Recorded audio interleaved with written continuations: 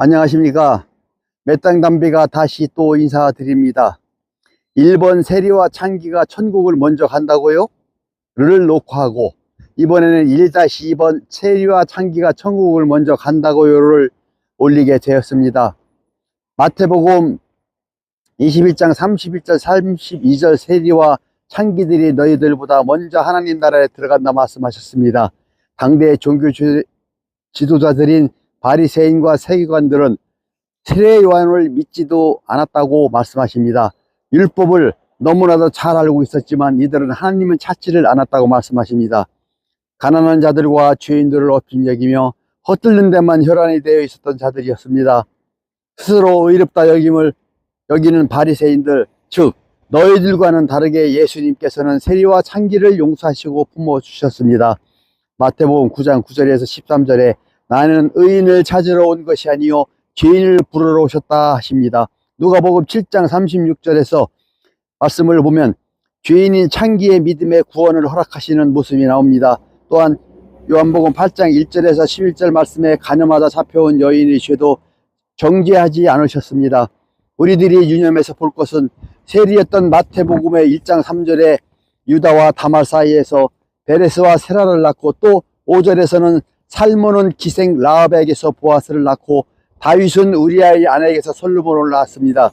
이렇듯 예수님 족보도 선민의 613가지 계명 중 하라는 명령 248가지와 하지 말라는 365개의 율법에서 어미금하는 간음을 통해 시아버지인 유다와 며느리인 다말의 간통사건, 또한 기생 라합은 보아스를 낳고 보아스는 룻에게서 오벳을 낳고 오벳은 이새를 낳고 이새는 다윗 왕을 낳고 다윗은 우리아의 아내에게서 솔로몬을 낳았던 것입니다.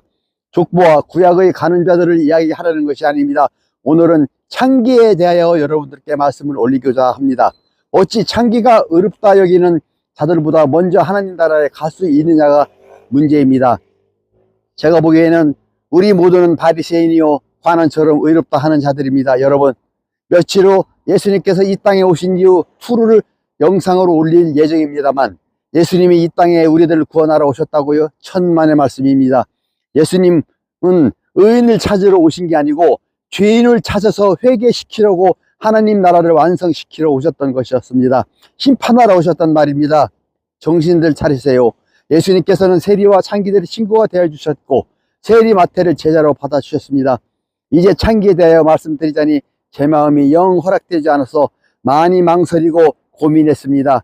예수님 당시, 즉 2000년 전에는 먹고 살기가 참 힘들었다 합니다. 창기라 하는 직업을 가지고 있었던 여인들의 삶을 참으로 비참했을 것이고, 의인들이라 여기는 자들로 인해 정죄되었던 두 가지 죄인 중 한 가지의 죄를 갖고 있던 창기들을 보시고 예수님께서는 너희보다 저들이 먼저 하나님 나라에 들어간다 하셨으니 바리새인과 서기관들의 마음이 어떠했겠습니까?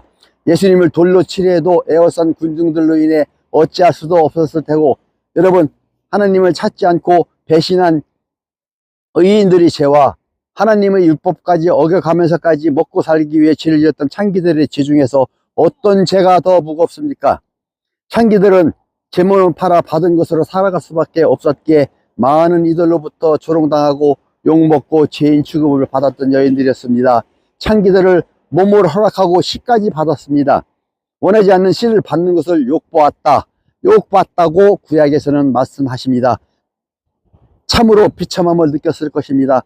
일부에서 세리들이 착취했던 것들이 그들의 생명과 목숨이었다 했습니다. 창기 역시 그들에게서 받은 것들은 시, 목숨, 생명, 즉 돈을 받았던 것이었습니다. 여러분, 창기가 되어 있는 여인들이 천국을 먼저 간다는 것이 이해가 되십니까? 무슨 이유가 있지 않을까요? 맞습니다. 비유입니다. 세리와 창기들이 의인이라 하는 자들보다 먼저 천국을 간다는 것은 예수님의 비유의 말씀입니다. 율법을 아는 자들을 통해 이 말 저 말을 듣고 그 마음은 부자였었습니다. 이것을 다른 표현으로 배부르게 먹었다 합니다. 오신다는 메시아는 아니오시고 생활은 힘들고 로마로부터 가해져오는 압박을 도를 넘고, 이때 메시아라 오신 분은 죄인이었던 세리와 창기들을 받아주셨고 은혜로 제사함까지 주셨던 것입니다. 여러분, 씨 뿌리는 비유를 말씀드린 적이 있지요. 우리가 사는 세상에는 씨 뿌리는 종류가 세 가지가 있습니다. 첫째, 눈으로 보고 발로 밟는 땅을 갈아서 엎고 다듬어 봄에 씨를 뿌리고 여름에 농사 짓고 가을에 수확을 하는 일년 농사가 있습니다. 둘째, 남녀가 혼인잔치를 해서 남자의 씨가 여자의 즉 몸으로 들어가 그 지어지는 자식 농사가 있습니다. 세 번째로 마태복음 13장 말씀처럼 씨 뿌리는 이는 인자요 밭은 세상이요 좋은 씨는 천국의 아들들이라 말씀하십니다.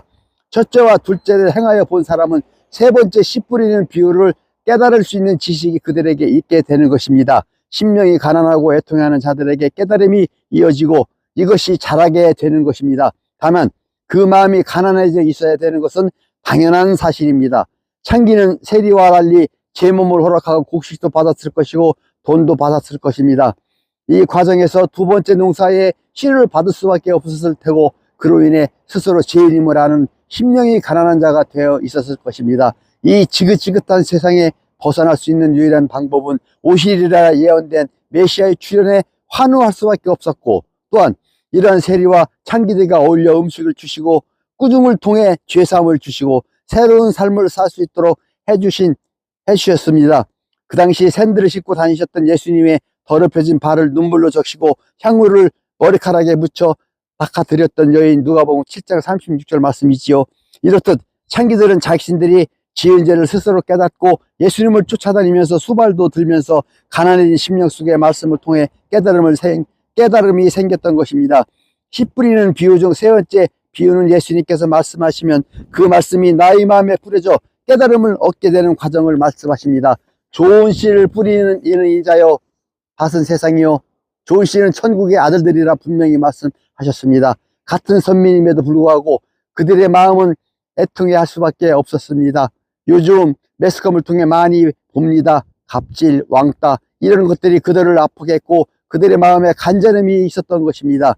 예수님께서는 씨 뿌리는 비유를 통해 땅을 갈아엎고 농사 짓는 것에 대해 말씀하셨지만 속마음이 따로 있어 나중에 물어오는 이에게는 비유를 해석해 주셨습니다.